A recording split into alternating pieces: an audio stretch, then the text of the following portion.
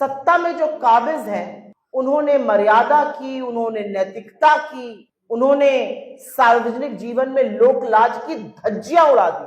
और मैं बिल्कुल बात कर रही हूं एक ऐसे मामले की जो ना सिर्फ गैर कानूनी है लेकिन मर्यादा के तार तार करता है, और वो मामला है बिहार के नगर विकास मंत्री जीवेश मिश्रा और नकली दवा सप्लाई करने के आरोप में, जहां पर वो दोषी पाए गए हैं।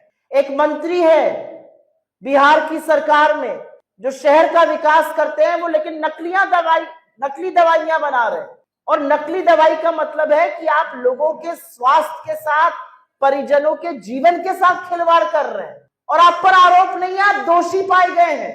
और एक जमाना था जब आरोप लग जाता था तो आरोपी तुरंत अपने पद से इस्तीफा दे देता था, क्योंकि सार्वजनिक जीवन में मर्यादा, नैतिकता और लोक लाज, लोक शर्म से ज्यादा जरूरी कुछ नहीं होता।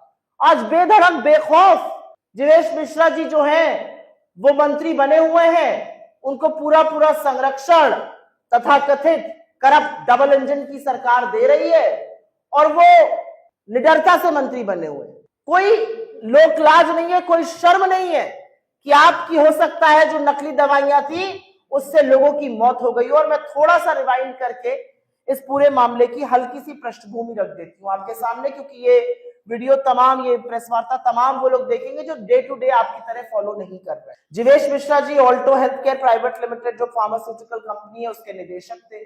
राजस्थान में ड्रग इंस्पेक्शन में पाया गया कि उनकी टैबलेट सिप्रोलिन 500 नकली है, वो गुणवत्ताओं पे खरी नहीं उतर पाई, और इसके चलते वो और उनकी कंपनी दोषी पाई गई।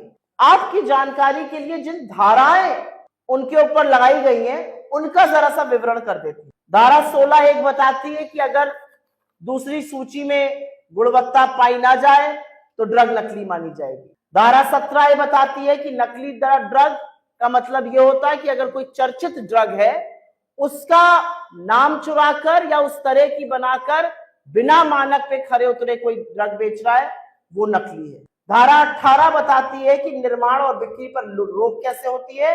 कोई भी व्यक्ति ऐसी दवा नहीं बेच सकता जिसकी गुणवत्ता ठीक ना हो, जो नकली हो, या जो गलत ब्रांडिंग से बेची जा रही हो।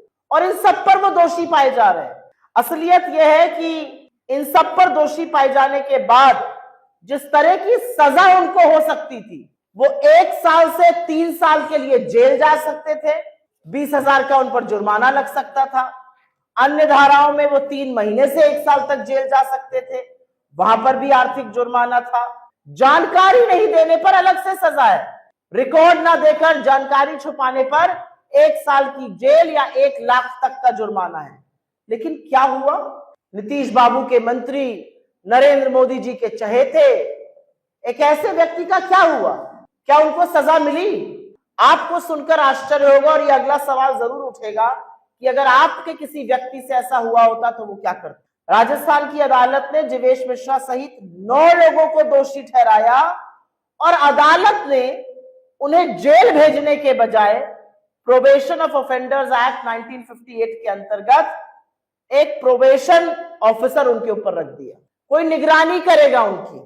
सुधार की संभावना जब होती है तो जेल नहीं भेजा जाता, एक व्यक्ति उनकी निगरानी करेगा। जुर्माना लगा दिया गया 20-20 हजार रुपए का, और उसके बाद एक ऑफिसर रख दिया गया कि यह निगरानी करेगा और इस अवधि में वो कोई अपराध नहीं कर सकेगा। ये समाज सेवी ऑफिसर कौन है? ये बहुत बड़ा सवाल अभी उठेगा और हम उठाएंगे। लेकिन इन सब में सवाल यह है कि इसका मानवीय पक्ष कहां है, इसका मर्यादा कहां है, इसकी नैतिकता कहां है। अब चीफ मिनिस्टर जी कितना इस मामले को अब समझ पा रहे हैं कि नहीं पा रहे हैं, ये मैं आपके विवेक पर छोड़ देती हूं, मैं व्यक्तिगत टिप्पणी नहीं करना चाहती। लेकिन बाकी लोग तो समझ ही रहे हैं कि मंत्री जी ने क्या किया है, और वो बेखौफ मंत्री बने हुए हैं।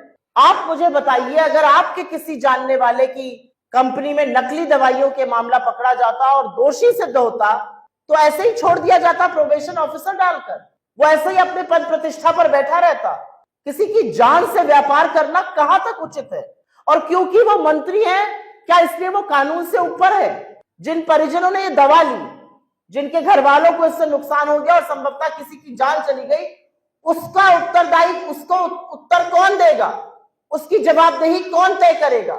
हमारी इस मंच से कुछ मांगे हैं, और हमारी पहली मांग है कि सार्वजनिक जीवन में रहने वाले व्यक्ति की जवाबदेही ज्यादा तय होनी चाहिए और ऐसे व्यक्ति को मंत्री पद पर बने रहने का नैतिक अधिकार तो बिल्कुल नहीं। अगर आप दोषी पा लिए गए, आप नैतिकता से उस पर नहीं रह सकते। असलियत ये थी कि अगर 1 से 3 साल में आपको 2 साल से ज्यादा की सजा होती तो आप सार्वजनिक जीवन से ही बाहर हो गए होते, लेकिन वो नहीं हुआ, आपको प्रोबेशन ऑफिसर दिया गया। स्वास्थ्य मंत्रालय और ड्रग कंट्रोल डिपार्टमेंट ये जरूर बताए कि ये जो अवैध ड्रग्स पाई गई इसके बाद क्या कदम उठाए गए, कितनी कंपनी सील हुई, क्या हुआ फैक्ट्रीज का, कितनी दवाई जब्त की गई, कितनी और दवाइयों की जांच हुई, ये कहां तक फैला हुआ मायाजाल है।